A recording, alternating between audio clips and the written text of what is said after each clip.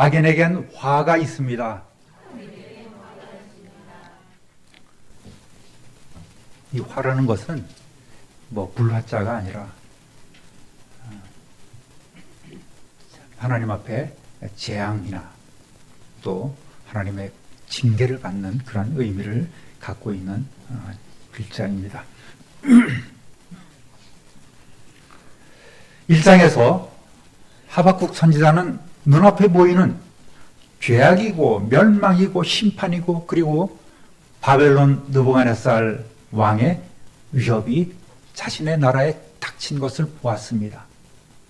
이 나라가 우상 숭배에 빠져서 점점 힘들어져 가고 있는데 왜 하나님 지켜만 보고 계십니까? 이 나라를 회복시켜 주셔야 되지 않겠습니까? 절망 가운데서도 기도하고 있어요. 그랬더니 하나님께서 응답하시기를, 그래?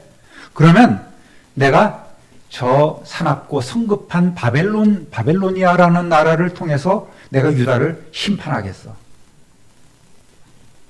너희 썩어 빠진 그 나라를 내가 완전히 한번 쓸어버릴 거야. 이렇게 그런 응답이 오는 거예요.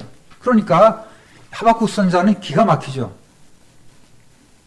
하나님, 이해를 못하겠습니다. 저 갈대아 놈들은 바벨론 나라는 우리보다 더 악한데 왜 더 악한 나라를 통해서 우리나라를 심판하신단 말입니까? 저는 이해할 수 없습니다 하면서 하박국 선지자는 성로에 올라가서 하나님을 바라보며 기도하고 있습니다.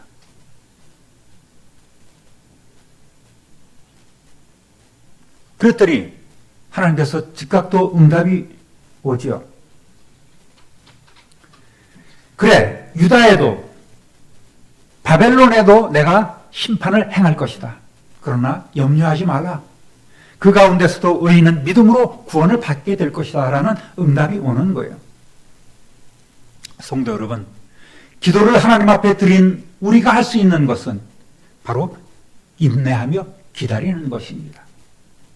기다리는 것은 하나님께 기도를 올린 하박국 선지자가 할 수 있는 유일한 방법인 거예요.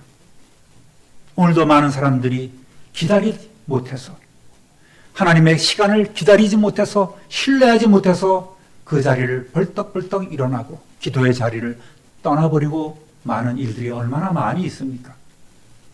그렇습니다. 하나님의 응답을 받으면 우리의 상황이 변하는 것이 아니라 먼저 하나님께서는 우리의 마음을 변화시켜 주세요. 내가 상황을 인정하고 인내할 수 있는 것은 바로 하나님의 음성을 들을 때입니다. 하나님의 뜻을 깨달을 때에 우리는 조금 더 인내하고 기다릴 수 있는 거예요. 생각 같아서는 하나님께서 진도야, 너 기도하는 거 내가 다 알았어. 응답해 줄게. 이렇게 내 귀에다가 막 들려주시면 얼마나 좋겠어요. 그러나 하나님은 그렇게 말씀하지 않는 경우가 대부분입니다. 성경 말씀을 통해서 또는 찬양을 부르다가 또는 기도 가운데 또는 말씀 듣다가 하나님께서는 우리에게 답을 주십니다. 그것이 하나님의 음성입니다. 내가 아직 변하지 않고 의심과 원망에 머물러 있는 것은 하나님의 음성, 하나님의 감동, 하나님의 응답을 아직 받지 못했기 때문입니다.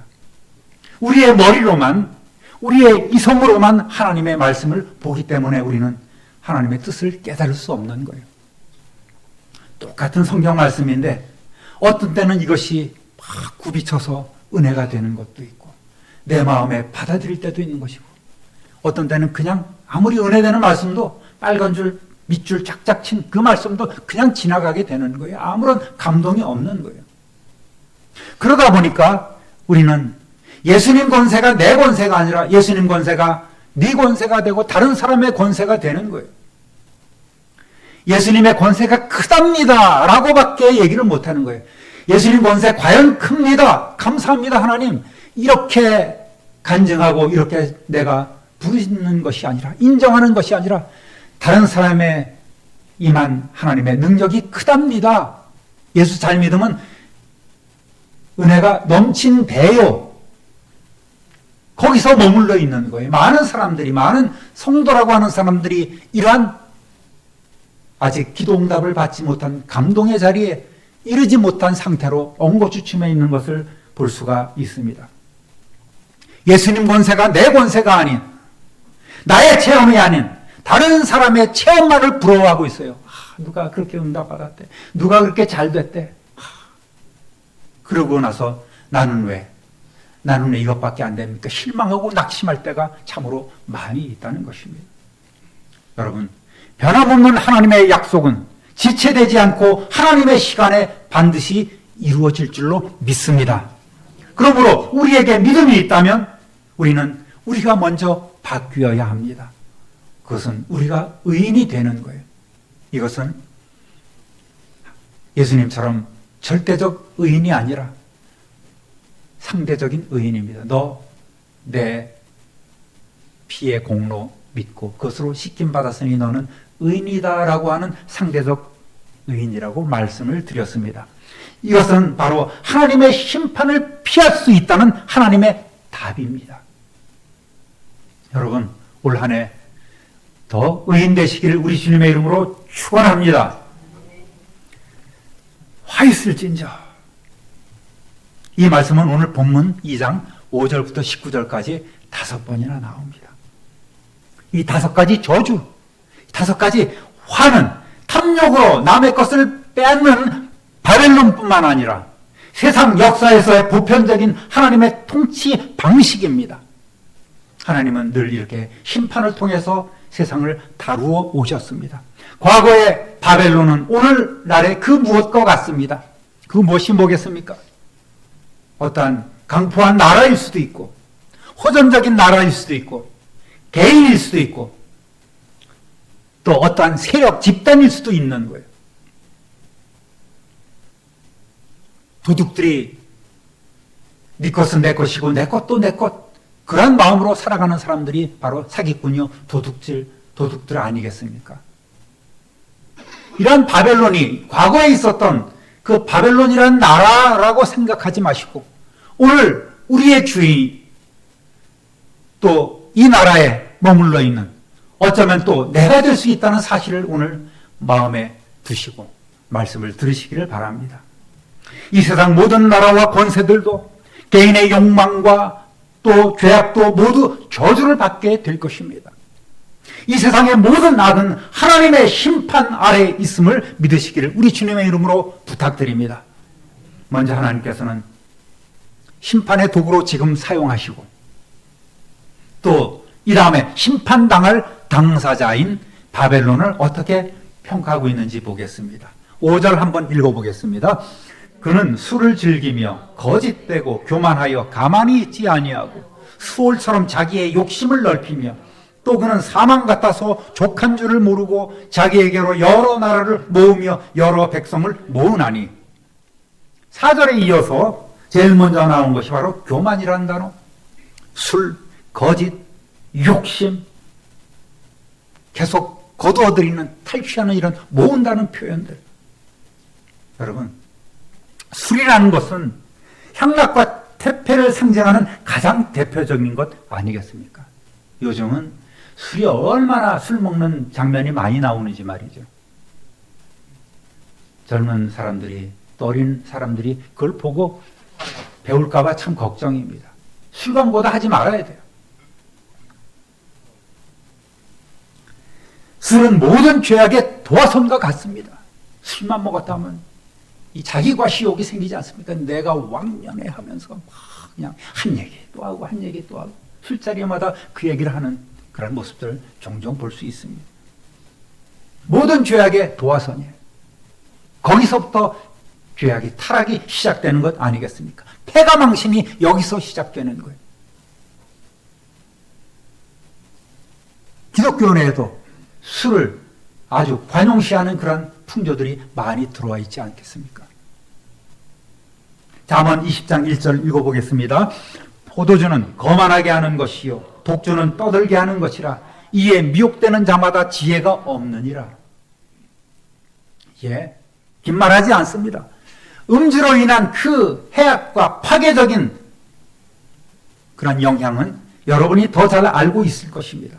가정을 깨뜨리고 타인의 행복을 깨뜨립니다. 결코 적당이라는 말로 타협하지 마세요. 여러분, 단 한 잔의 포도주도 간에 심각한 손상을 미친다는 사실을 아셔야 합니다. 건강 문제로 얘기를 하는 것 아니에요. 바벨론이라는 나라는 벨사살 왕 때 결국 페르시아라는 나라에 의해서 그 나라가 멸망하죠. 예루살렘 성전에서 노력한 그 그릇들을 가져다가 바벨론의 고관대작들이 쭉 둘러서서 먹고 마시고 취하고 여흥을 즐기고 그렇습니다. 그때 벽에 무엇이 나타납니까? 메네메네 데겔 우바르신, 너 달아보니까 너 함량미달이야. 그렇게 벽에 하나님께서 손으로 직접 쏘주시지 않으셨습니까? 바꿔야 돼요. 결국 그날 밤 BC 539년 페르시아라는 나라에 의해서 멸망하게 되지요. 또 만족할 줄 모르는 끝없는 탐욕으로 결국은 망하게 됩니다. 5절부터 19절까지요. 또 교만과 술 탐욕으로 덜어있는 바벨론에 대한 5가지 화를 오늘 살펴보도록 하겠습니다. 이 화라는 것은 저주와도 같은 거예요. 바벨론은 어쩌면 죄인의 모습이고 이 세상 사람들의 모습이고 주님을 믿지 않는 이들의 모습인 것입니다. 따라하겠습니다. 노략에 대한 화. 6절부터 8절까지 읽어봅니다. 그 무리가 다 그 속담으로 그를 평론하며 조롱하는 시로 그를 풍자하지 않겠느냐? 곧 이르기를 화 있을진저 자기 소유 아닌 것을 모으는 자여 언제까지 이르겠느냐? 볼모 잡은 것으로 무겁게 짐진 자여 너를 억누를 자들이 갑자기 일어나지 않겠느냐? 너를 괴롭힐 자들이 깨어나지 않겠느냐? 네가 그들에게 노략을 당하지 않겠느냐? 네가 여러 나라를 노략하였으므로 그 모든 민족의 남은 자가 너를 노략하리니 이는 네가 사람의 피를 흘렸음이요 또 땅과 성읍과 그 안의 모든 주민에게 강포를 하였음이니라. 아멘. 다른 나라를 압제하고 빼앗고 침략하고 하는 그 바벨론에게 화가 있다는 말씀입니다. 자기 소유 아닌 것을 모으는 자인 그 바벨론, 오늘날에도 내 것이 아닌데 다른 것을 욕심을 내어 자꾸만 내 것으로 삼는 그 자는 자신도 결국은 노략을 당하게 될 것입니다. 자기가 행한 대로 보복을 받게 되는 거예요. 그 당대는 잘 먹고 잘 살았지 모르겠지만 다음 세대 하나님께서는 필히 징계하시고 심판하심을 우리는 알아야 합니다. 따라하겠습니다. 탐심에 대한 화. 9절부터 11절까지 읽어봅니다. 재앙을 피하기 위하여 높은 데 깃들이려 하며 자기 집을 위하여 부당한 이익을 취하는 자에게 화 있을진저 네가 많은 민족을 멸한 것이 내 집에 욕을 부르며 네 영혼에게 죄를 범하게 하는 것이 되었도다. 담에서 돌이 부르짖고 집에서 들보가 응답하리라. 아멘. 재앙을 피하기 위해서 높은 데 성을 쌓고 집을 짓고 자기 집을 위해 불의의 이익을 취하는 자는 화가 있다는 말입니다. 그 바벨론이 이러한 화를 당한다는 말입니다. 중요한 것은 그 재앙을 주시는 분은 하나님이시며 재앙을 주시는 이유가 다른 나라에 대한 포악과 약탈임을 깨닫고 그 악한 행위를 그쳐야 함에도 불구하고 오히려 바벨론은 더 높은 성과 강한 군사력으로 재앙을 피하려 하고 이를 위해서 더 많은 약탈을 하고 있는 그 현실을 지금 말하고 있습니다. 이러한 행위는 결국 그 왕조의 치욕을 부르며 영혼까지도 망하게 된 결과를 가져오게 되었습니다. 역사가 증명하지 않습니까? 오늘날에도 강포를 행하는 나라가 많이 있습니다. 힘을 과시하는 나라들이 많이 있습니다. 여전히 그 제국주의에 사로잡혀서 이웃나라를 범하고 눈독들이는 그런 나라들도 필경은 하나님의 심판 앞에 쓰러져 버리고 말 줄 믿습니다. 다음 따라하겠습니다. 강포에 대한 화.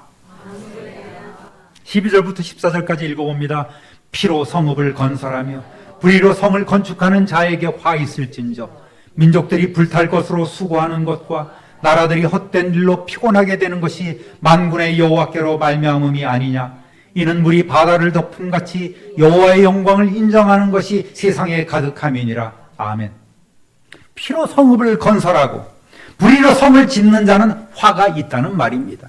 권력의 힘으로 강포를 행하는 자는 화가 있게 됩니다. 하나님께서는 심판의 도구로 사용되는 그 역할과 그 범위를 넘어서 자기들의 탐욕을 채우기 위해서 필요 이상의 파괴와 살상을 저지르는 그 바벨론을 용서하지 않으시고 그들의 모든 수고가 헛되게 하시겠다는 말입니다. 세상의 모든 제국이 다 멸망했지 않습니까? 결국 세상 역사와 나라에 관한 모든 일이 전적으로 하나님께서 정한 것이고 하나님께서 궁극적으로 영광을 받으실 일이 된다는 말입니다. 이사야 11장 9절 함께 읽어보겠습니다. 내 거룩한 산 모든 곳에서 해됨도 없고 상함도 없을 것이니 이는 물이 바다를 덮음같이 여호와를 아는 지식이 세상에 충만할 것임이니라. 아멘. 이사야 선지자와 하박국 선지자는 그 활동 시기가 약 한 150여 년 차이가 납니다. 그럼에도 불구하고 그들은 하나같이 물이 바다를 채우는 것처럼 여호와를 아는 지식으로 여호와의 영광을 인정하는 것으로 온 세상이 가득 차게 될 것이라는 하나님의 말씀을 지금 선포하고 있는 거예요. 궁극적인 이러한 징계와 화와 저주와 심판의 최종 목적은 바로 하나님의 영광이 온 세상에 넘쳐나는 것입니다. 여호와를 아는 지식이 온 세상에, 그 말씀이 온 세상에 충만케 되는 것입니다. 사랑하는 성도 여러분, 우리 성도들은 먼저 하나님을 아는 지식으로 충만해야 합니다.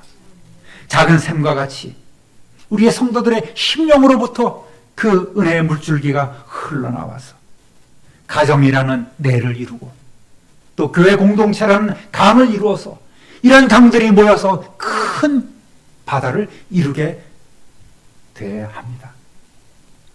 이것이 우리의 사명입니다. 나 하나쯤이야가 아닌 나로부터 시작된 이러한 샘처럼 솟는 이 변화의 물줄기를 우리 모두가 솟구치게 할 때에 하나님의 뜻대로 이 세상에 하나님의 영광이 가득 차고 주님의 말씀으로 충만하게 되는 줄로 믿습니다. 진정한 왕이신 여호와 하나님의 임재하심과 하나님의 영광과 그 하나님의 통치 앞에 우리로부터 시작하여 온 세상이 복종하게 될 줄 믿고 그렇게 살아가시기를 우리 주님의 이름으로 축원합니다. 따라합니다. 타락에 대한 화 15절부터 17절까지 읽어보겠습니다. 이웃에게 술을 마시게 하되 자기의 분노를 더하여 그에게 취하게 하고 그 하체를 드러내려 하는 자에게 화 있을진저 내게 영광이 아니요 수치가 가득한즉 너도 마시고 너의 할례받지 아니한 것을 드러내라. 여호와의 오른손의 잔이 내게로 돌아올 것이라. 더러운 욕이 네 영광을 가리리라. 이는 네가 레바논의 강포를 행한 것과 짐승을 죽인 것 곧 사람의 피를 흘리며 땅과 성읍과 그 안의 모든 주민에게 강포를 행한 것이 내게로 돌아오리라. 아멘. 이웃에게 술을 마시게 하고 강제로 술을 먹이고, 이 술이라는 것은 꼭 알코올이 들어간 그 음료를 얘기하는 것이 아니에요. 악한 영향력을 이야기하고 있는 것입니다. 죄악의 영향력, 타락의 영향력, 혼돈의 그 영향력을 이웃에게 끼치는 것을 이야기하는 거예요. 이웃에게 먹이고 이웃을 능욕하는 자, 즉 성결하지 않고 도덕적으로 타락한 자에게는 화가 있을 것입니다.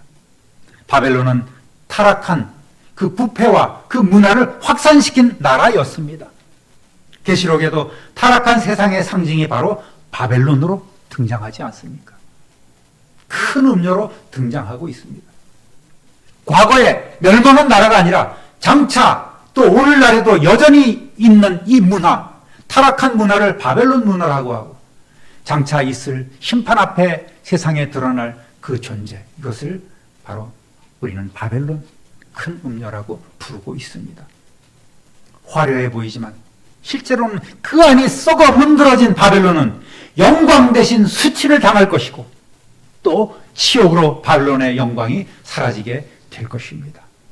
이미 그렇게 이루어졌고 장차 그렇게 이루어질 것입니다. 따라합니다. 우상 숭배에 대한 화. 18절, 19절 읽어보겠습니다. 새긴 우상은 그 새겨 만든 자에게 무엇이 유익하겠느냐? 부어 만든 우상은 거짓 스승이라. 만든 자가 이 말하지 못하는 우상을 의지하니 무엇이 유익하겠느냐? 나무에게 깨라 하며 말하지 못하는 돌에게 일어나라 하는 자에게 화 있을진저 그것이 교훈을 베풀겠느냐? 보라 이는 금과 은으로 입힌 것인즉 그 속에는 생기가 도무지 없느니라. 나무더러 살아나라. 생명 없는 돌에게 일어나라 하는 자는 화가 있다는 말이죠. 사람이 만든 우상, 그 우상신이 진짜입니까? 사람을 만든 신이 진짜입니까? 얼마나 사람들이 어리석은지 말이죠. 자기가 만들어 놓은 것을 가지고 신이라고 그 앞에 절하고 있지 않겠습니까? 우상은 헛된 것임을 알아야 합니다. 무익하며 무가치한 헛된 우상 숭배 행위를 그치라고 하나님은 오늘도 우리에게 말씀하고 계십니다. 어마어마한 불상들을 보십시오. 정말 불쌍하지 않습니까? 우리나라는 예외는 아니에요. 가까운 데 있는 절, 그림이 안 나오네요. 무엇을 위한 것인지는 모르겠지만 저마다의 사연을 가지고 도리와 취에 아랑곳이 하지 않고 말이죠. 정말 열심으로 생산된 제품에게 빌고 절하고 있습니다. 자기가 만든 그 우상신을 만든 이가 진짜 신 아니겠습니까?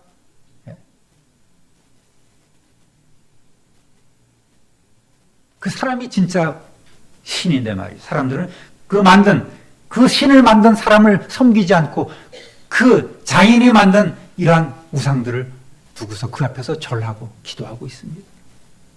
가끔씩 말씀드리지만 그래도 저 사람들에게 본받을 것이 있어요. 불교에서 이렇게 기독교로 넘어온 분들 중에 면담하러 와서 주지 목사님 좀 찾으러 왔습니다. 뵈러 왔습니다. 이렇게 말씀드려요. 전에는 그 촛불 가지고 많이 이렇게 불 밝히는 그런 행사가 있고 또 헌금도 하고 그러지만은 헌금 봉수도 그분들은 달라요. 다 넣고서 저 헌금 함 앞에서 다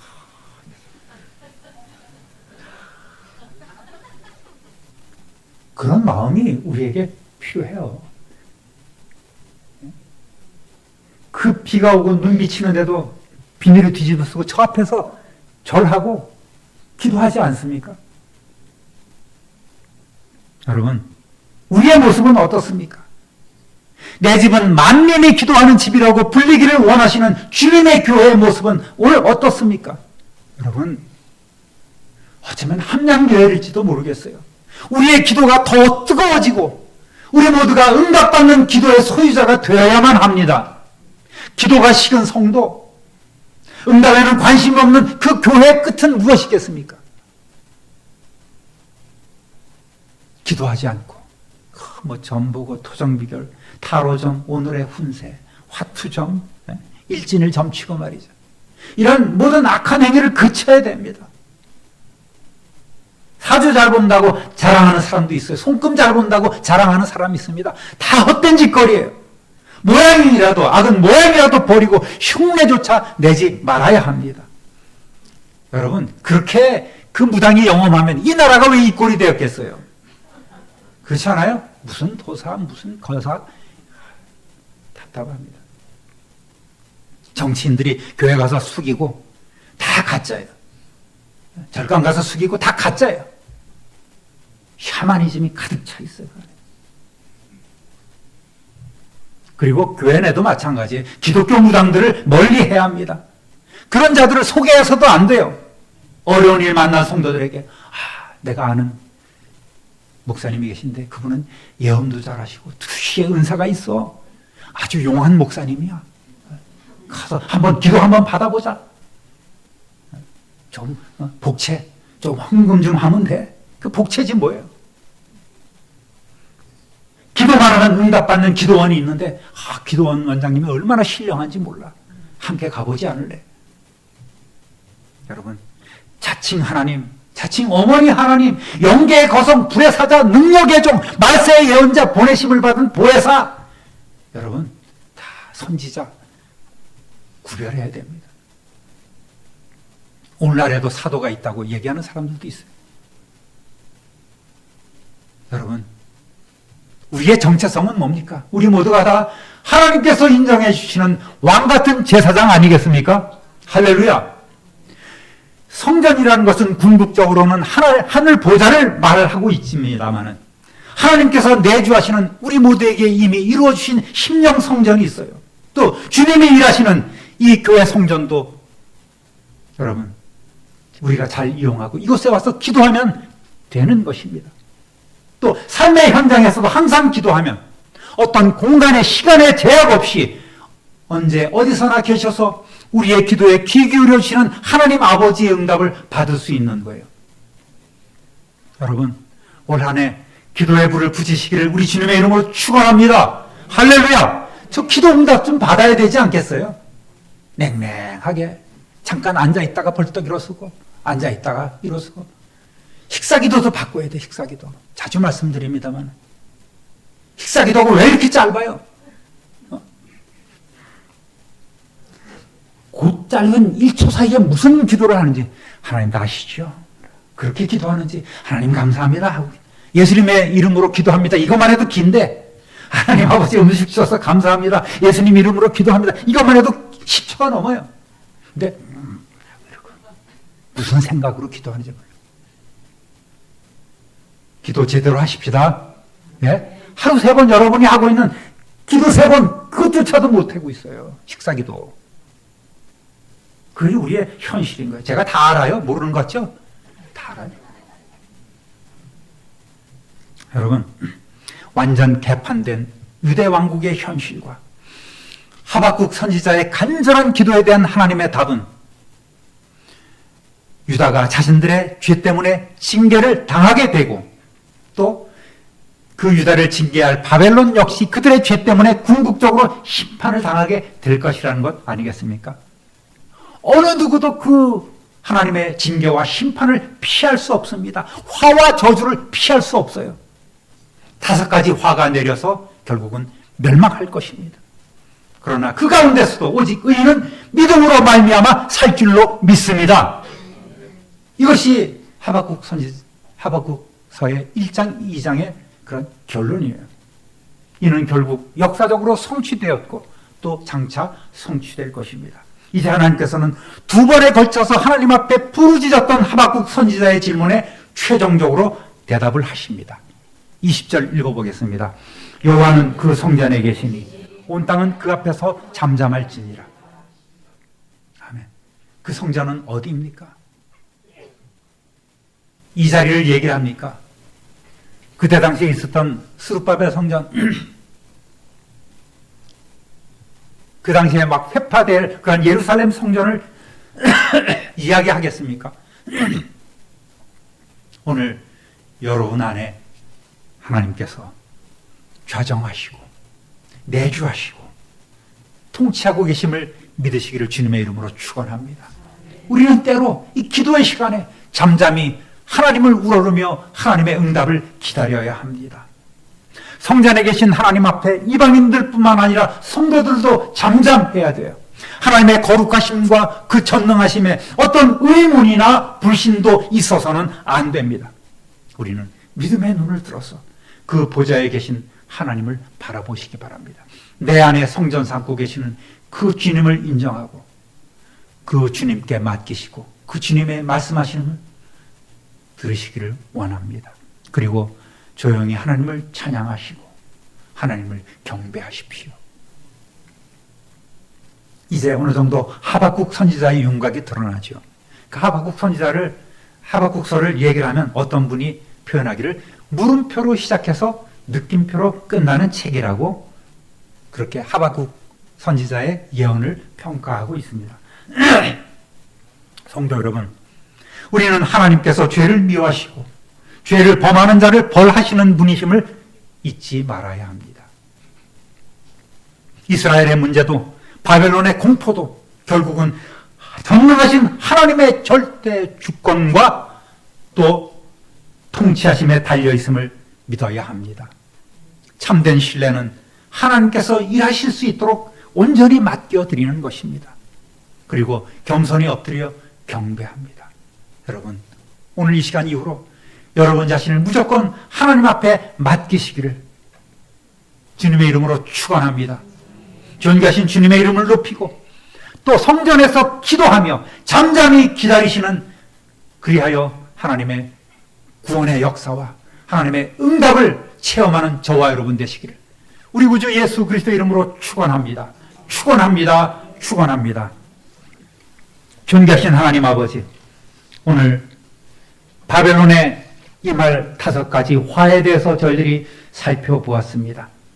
과거에 있었던 그 어느 한 제국을 말하는 것이 아니라 어쩌면 오늘 우리의 삶이요, 우리 이웃에 또 이 지구촌에 있는 여러 가지 현상을 이야기하는 것을 저희들이 깨닫고 이제 우리부터 먼저 거룩함으로 또 믿음으로 살아가며 충성으로 살아가는 성도 되게 하시고 그리함으로 이 세상 온 천지가 마치 바다처럼 하나님의 이름이 그 여호와의 영광이 드러나는 놀라운 시간이 속히 올 수 있도록 하나님 우리를 그렇게 다루어 주시고 사용하여 주옵소서. 믿음의 열매를 풍성히 맺어가는 우리 성도들의 삶이 되게 하여 주옵소서.